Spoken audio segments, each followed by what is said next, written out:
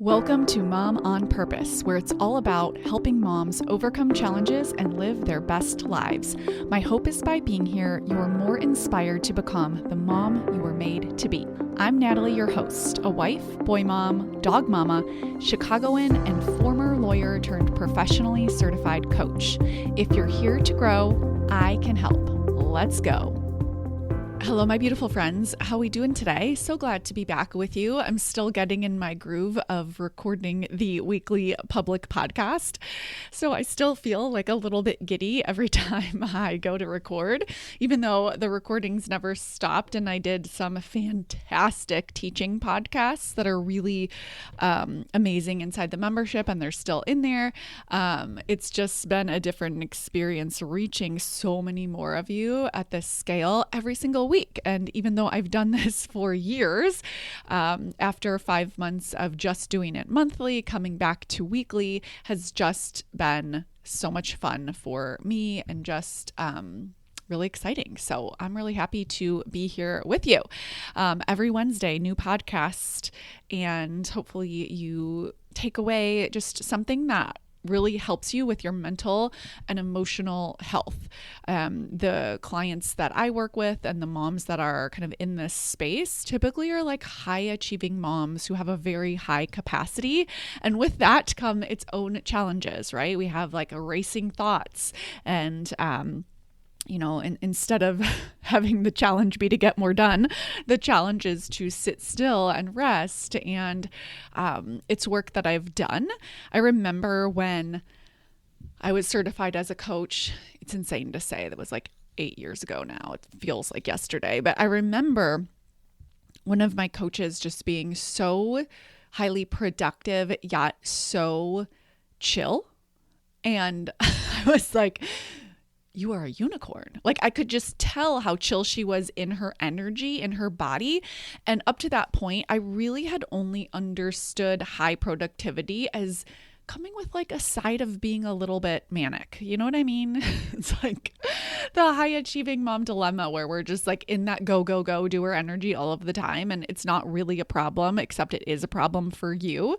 And it just kind of robs you of your experience, I think, of everyday life. And I remember just kind of in my mind having like more all or nothing thinking about, it's like, oh, you're either highly productive and you're like type A, or you're just more chill and laid back and type B. And until just witnessing this person in her work, like I had that sort of black and white view of things, but she really broke my brain about it. And I witnessed her being super highly productive. Like I consider myself top 1% of productivity, and I just have worked so hard on being able to like produce and not busy as like a skill. But I had not worked on, up until that point, like how to simultaneously have a lot of slowness and groundedness and to be like calmer in my body. And seeing her really showed me like, oh my gosh, it's possible to have both. And so if you are listening to this is sort of just a tangent before we dive into today. It's kind of related, but a little bit of a tangent. It's just on my heart. I just want you to know that it is 1000% possible for you to continue to be highly productive and high achieving and get a lot done, like a lot done. And at the same time, in your body, in your energetics, like energetically feel calm, grounded, present.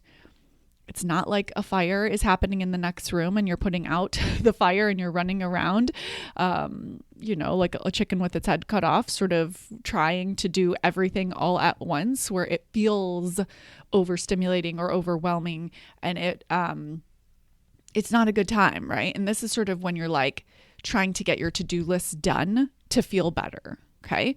Versus, oh my goodness, like I just am so proud to say, obviously it started then for me, witnessing her experience that, and I was like, ooh, I want that.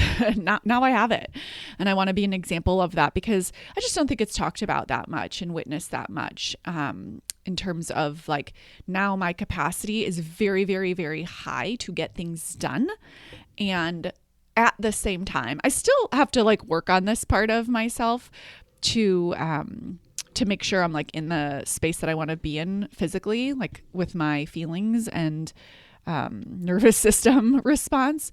But I do it very, very well. It's like a skill that I have definitely worked on in the last handful of years, where I can be highly productive and not feel frantic and manic and crazy in my mind. Like I'm also in my body. I'm very grounded and connected. And I remember working with a one-to-one coach years ago and just feeling like one of my top emotions all of the time was excited.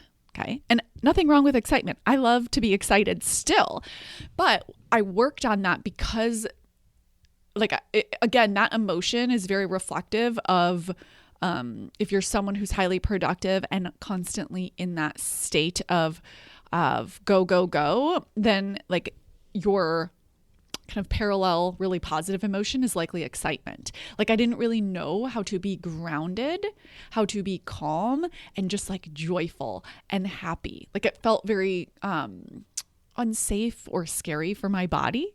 And now I can do that, right? A part of it is like I had to learn the skills to do that, because if you don't and you have small children who are like very much not concerned about the destination, right? They do not care.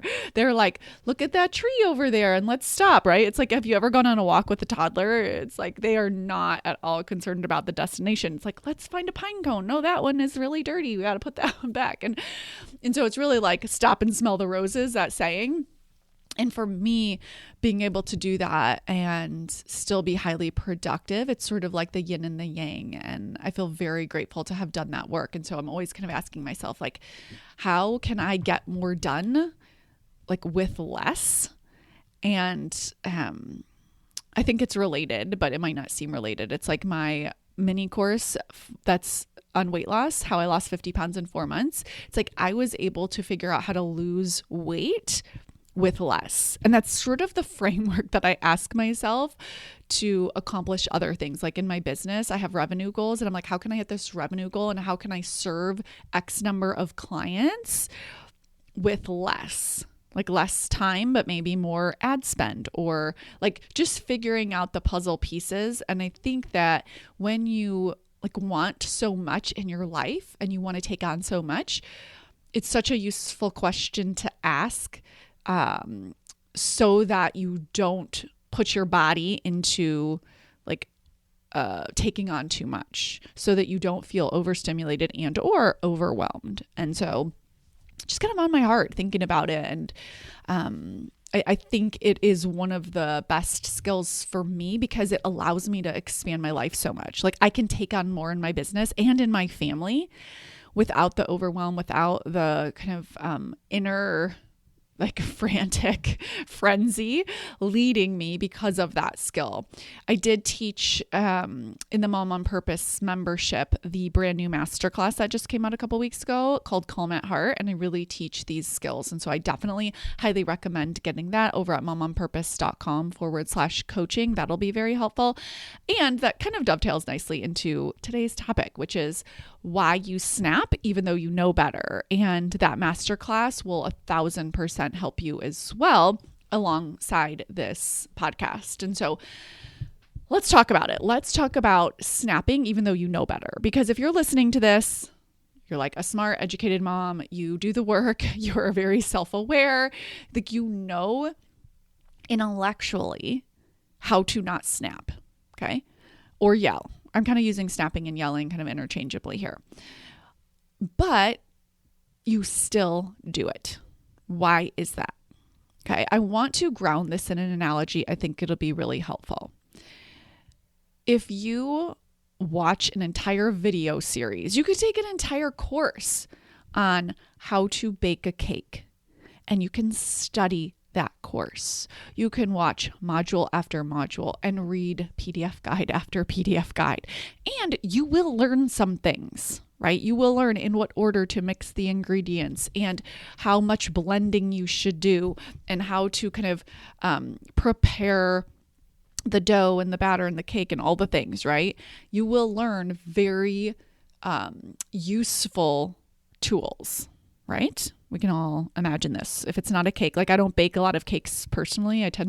I like cooking and baking, but cakes I tend to cater out or order from a bakery. And so for me, this example resonates so much because I know that if I went into the kitchen right now and baked a cake, no, my friends, we are not serving that for a birthday, right? Because it's my first cake that I've ever baked, right? Aside from the prepackaged box kind. So when you learn something intellectually, it's not the same as having practiced it. Now, you still need both, right?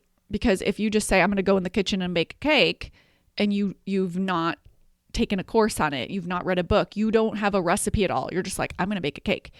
You will not have a cake at the end of that, right? If you have no experience baking cakes. The same is true. Like if you don't know anything about thoughts create feelings and feelings drive actions, and you try to stop yelling, you're just trying to use willpower. That will not work. But really, the title of this podcast is Why You Snap Even Though You Know Better. I'm talking to the person who has taken the course on how to bake a cake. I'm talking to the person who you kind of know better than to snap or yell. You know enough. You're educated. You understand your thoughts create your feelings and your feelings drive your actions. You understand that snapping is an action. You understand that in order to not snap or yell, you need to think and feel differently ahead of time, right? You understand that. The same as if you took an entire course or class on how to bake a cake. You understand in what order to mix the ingredients. You understand how things go. It is still different than baking a cake every single week for a year. Okay? Because cake number 1 compared to cake number 15, compared to cake number 35, compared to cake number 52, very, very different cakes, right? Because of the experience, because you're training your body, because there are nuances to how you are learning to bake a cake. There are nuances to what you picked up from what you read and learned versus your application. Of course, we understand this. We understand that taking a course on baking a cake is very different than applying that course and baking one cake a week for an entire year and getting 50 plus reps in, 52 reps in. Such a different experience. Your body has to practice the actions. So what am I getting at here? When you snap, even though you know better, it's not because you're missing information. It's because you haven't practiced the work. You haven't, done thought work out of the moment every single day to rewire your brain to have a new experience physically in predictable circumstances. So let me give you an example here. Let's say that you predictably snap when you're trying to get your kids out the door in the morning. Now, it's, might be telling yourself it's gotten a lot better. I used to snap right away and now I don't, snap all of the time. And it's only on the days when I have to ask 3 or 4 times, or it's only on the days when my middle really won't listen or whatever it is. Right. But there are still predictable patterns. There's still predictable times when you are snapping, trying to get out the door in the morning. Okay. Your body knows that snapping works. It works to get compliance. Now, there is a net negative consequence, let's call it, to that because it damages the relationship. Now, that's, I don't want to make that seem that you can't repair it, right? We inadvertently or accidentally, just as human beings, kind of damage our relationships and then we repair, right? But we try our best not to, of course, right? We make mistakes, we're human beings. But in terms of learning tools and practicing these tools so they become skills so that we don't snap in the future, that's a way that we can really change ourselves, change how we show up as moms, and so that we are not inadvertently kind of damaging that relationship. Because when you snap, it's about getting compliance, getting cooperation. It's about controlling the other person, like immediately in the moment. Okay. And snapping or yelling works to get that to happen. That's why you do it. Okay. But, it also has the downside, the negative consequence of now you're very disconnected from your child, right? The relationship has like a little crack in the foundation, right? And so in my connected parenting framework, that is also in the Mom on Purpose bundle that you can get, as well as in the membership. If you want just the masterclasses, by the way, they are in a bundle, and you can go while supplies last to the discounted link, which is momonpurpose.com/bundle. You will get the parenting framework where I teach this, because you have to have connection as the foundation. It doesn't mean you're going to be perfect and never yell or snap, but you have to be able to repair through connection. Otherwise, the relationship won't stand, right? And this is how we grow up, and we don't want to like talk to our parents, right? Because like we don't have connection as the foundation. And so it's not about never yelling again. It is about prioritizing connection. And every time we yell or snap, just think of like that connection foundation is like getting a little crack that now we have to fill. Okay. Again, I'm not even going to go like on a whole tangent of like mom guilt and shame, but that is relevant. And so we have to work on that so that we have space even to do this work on yelling and snapping. Because if you're judging yourself, if you're blaming yourself, or you're blaming your circumstances, you just won't even be able to access the part of you that needs to work on this skill. It's like, it's all of the reasons why you can't get into the kitchen and bake a cake, right? Versus like what I'm talking about here is like, we just got to get you in the kitchen baking cakes every single week so that you get your reps in. That's what I'm talking about with how to stop yelling or snapping, even though you know better. It's getting your thought work reps in out of the moment. That is key to training your body. So this is what's going to actually help you to stop snapping. It is not learning more. It's not another audiobook. It's not another podcast, my friends. It is the actual practice of doing thought work. And I think people like don't understand what that means. Okay. And so I just want to, and that's partly my fault. So I'm always trying to talk about it. And also we're just not like, this isn't a normalized part of our culture yet, right? I think back to when like exercising wasn't really a thing, right? And now it's a huge thing. Like everyone talks about it. And I just really hope that thought work gets that popular, because it is just as important. It's just for your mental health. And so just like we might say, let's exercise, 4 to 7 days a week, let's do thought work 4 to 7 days a week, especially when there's an area that you want to work on, and you got to sit down and you got to write it out so that you're training your mind. Okay. And I think of like taking a new language class. Like if I wanted to learn Spanish, they would have me writing in Spanish to practice that new language. And then I would speak it. And then I would fumble my words and I wouldn't get it right. And the teacher would correct me. And then I would try again. And it like, I could take years of Spanish, right? And I would be training my mind and body to learn that language. And that is exactly what you're doing with learning to stay grounded and regulated and choose calm during circumstances that are predictably hard for you, predictably chaotic, predictably stressful.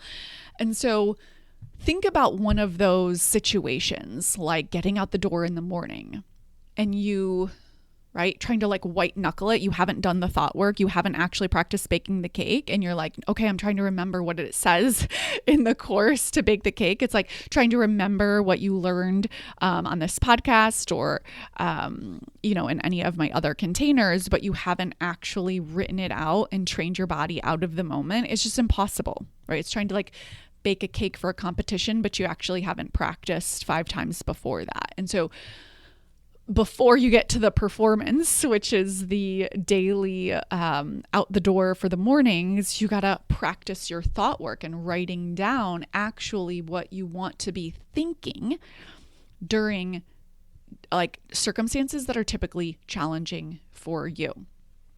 So, for example, when you're trying to get out the door and your kids are doing whatever they're doing, predictably, like I want you to expect them to be their quote unquote worst, like they are the same, right? What is your thought right before you yell, right before you snap? I'm not talking about the times when they listen or it's easy or you take a deep breath, and I'm not talking about how you react in like the way that you want to show up. What we're talking about here is when you snap, even though you know better. Right before you snap, what are you thinking? That is the only reason that you snap. I want to be really clear. It is not because of what your kids are doing. I promise you, I could go in there and not snap. Not because I'm a better mom. I promise you that I am not. But because I have practiced these tools so much that I'm not snapping. Okay? Now, this does not mean I'm perfect. Please do not hear me speaking from my ivory tower. I just want to be an example to you of what's possible when you practice these tools, so that it's like, again, the cake analogy. It's like, I'm not making a perfect cake every single time, but I've been making cakes once a week for the last 8 years. Let's call it that. And so like thought work is a part of my daily life. I question the words that I use. For most high achieving women who are like educated and they know better, right, in their minds, the reason that they're still snapping is because they're not doing the work out of the moment to become, number one, more aware of the actual problem thought. Okay. You have lots of thoughts. Some of them are very helpful. Others of them are very problematic and lead to you snapping. And you only need to look at the thoughts that create the unwanted result. Even if you don't snap, let's take an instance when you don't snap. If you feel like, I've been there, my friends, I'm laughing, right? Just imagine it. Probably not hard. When was the last time where you didn't snap or yell, but your body just felt so tense and it felt so challenging, okay? That we want to take a look at. We want to take a look at what are you thinking that's creating that, okay? I am all for you teaching your kids, helping them become independent, more independent, helping them move things along and do all of those things, but not so that you can feel better, not so that you need them to cooperate in order for you to not lose your cool, because then it's like emotionally delegating your experience to your kids, right? They're too little for that. You don't want to do that to anyone, even an adult, right? Because, it's hard enough to take care of our own emotions, and it's just not their responsibility. It's also unfair to them, and it's unfair to you. And so instead it's like, okay, I notice my kids struggling in the morning. I want to practice this with them out of the moment, but not so that I'm not losing it, so that they just learn this skill. But if I'm losing it or I'm snapping, that's work that I need to do on my thoughts. That's it. Not on anything else, my friends. You don't need to exercise more. You don't need to practice gratitude. You don't need to practice patience. I love gratitude. I love patience. I love exercise. They're just not related to why you snap.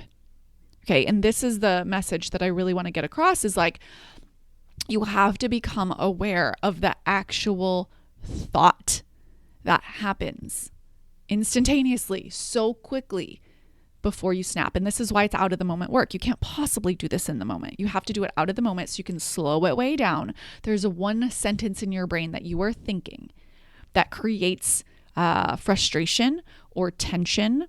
Like it could be a thought like, they know better, or we're going to be late and, they're not listening, or like it's usually a thought that is resisting the reality of the situation. It's usually what it is, right? Because that's why it feels so frustrating to us. And then we ultimately snap, and we try so hard not to, but then if you're just using willpower, again, that is why you end up kind of thinking that you know better, but still snapping. And this really does get at kind of the language that you use in high pressure situations. And this is what I taught in the Calm at Heart framework. But you really need this, my friends, because you'll learn how to unwind those pressure fueled thoughts so that, like, I always like to think of the example of like stubbing your toe.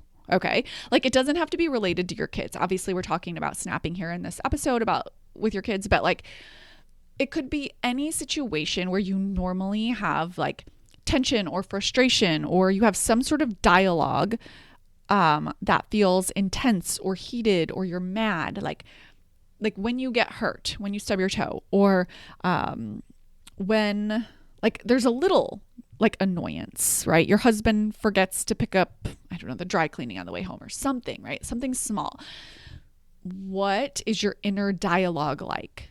Most of the time we are totally unaware of that, because here's the thing, high achieving women are really, really good at looking externally at other people, at what they're doing, at what they're not doing, at how they're feeling, and taking care of other people's needs. And then not only is that like a very high functioning part of the primitive brain, but couple that with like how we're conditioned just as women and then as moms to meet everyone else's needs, right? From a very young age, we're taught like, oh my gosh, you're such a good girl when you do something nice for someone else, or when you are quiet, right? You're praised for being pleasing to others. And so what this manifests as in adulthood and as moms is taking care of everyone else's needs and kind of having this buzzing mindset of like, it's my job to take care of everyone else pretty much always.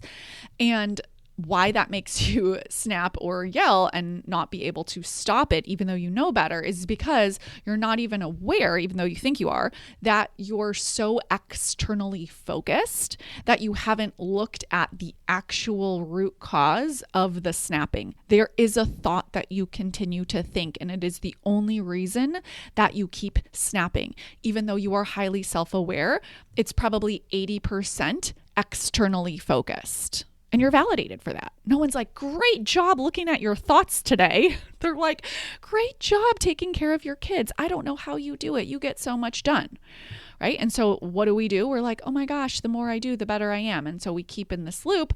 And again, this is not a knock on being productive. I love me some productivity, as I talked about in the beginning. But it is just, I think, adding more color, and hopefully it's helpful for you to see like it takes a lot of intention to say, you know what? I'm not going to get more praise for this, and I'm going to validate myself. And it's so worth it because it is so life-changing, my friends. There is not a day that I am not so incredibly thankful for thought work, because I know that it is the reason that I do anything or don't do anything. I know that like when I am frustrated or tense or want to snap at my kids, like it's coming from my thinking. And that's for my sake, because then I don't turn into a crazy controlling mom. My friends, okay, I learned this work before becoming a mom, and I promise you my default just natural personality tendency, probably personality traits that I was born with, combined with like how I was raised, firstborn daughter, all the things, is to be a control freak. Oh, 1,000%, right? And I think for a lot of us, it feels safer to be more controlling. And what I always tell myself is like, okay, I got to stop trying to control them and start trying to control me more. That's really what this is about. Because when you snap, it's because you're trying to control something outside of your control. Don't touch that. Don't do that. Hurry up. Let's go. Right? It's like, I can't let you fight with your brother. Take that away. Like there's this controlling part of your brain that thinks it's useful. And it is, insofar as it stops the behavior immediately. But you know what? Even when your kids are about to hit each other and you got to hold a boundary, even when they are, kind of like dangerous in quotes, right? It's not like there's a fire, but they're fighting with each other and you really need to get in there and stop, especially with little ones. This comes up, but sometimes with big ones as well. It's like, you don't need to be in the state that your body thinks there's a freaking fire. Okay. You can, I like to think of either like military, Navy SEALs. I also like to think of like physicians and nurses, like you're in the ED, you're in the emergency department, and you like are triaging and you're navigating these intense situations. Like these are skills that professionals train for. And you, my friend, have that capacity too, to train for it, to train your mind to expect predictable circumstances. You can still help your kids out of the moment. You can still teach them. You can still practice with them. But I want you to be like the grounded, confident, connected, present leader that you want to be in those moments, because they're not going to get it perfect. And that's okay. And so, yes, you know better in your mind, but your body hasn't been trained yet with that knowing. And so the work, and this is what we do in the Mom on Purpose membership, is weekly group coaching so that you rewire your thoughts every single week. You pay attention and then you do the thought work out of the moment so that you no longer snap. It is the most life-changing work. I'm so obsessed with it, my friend. So I would love for you to join us over at momonpurpose.com/coaching. I will see you inside and talk with you next week. Take care.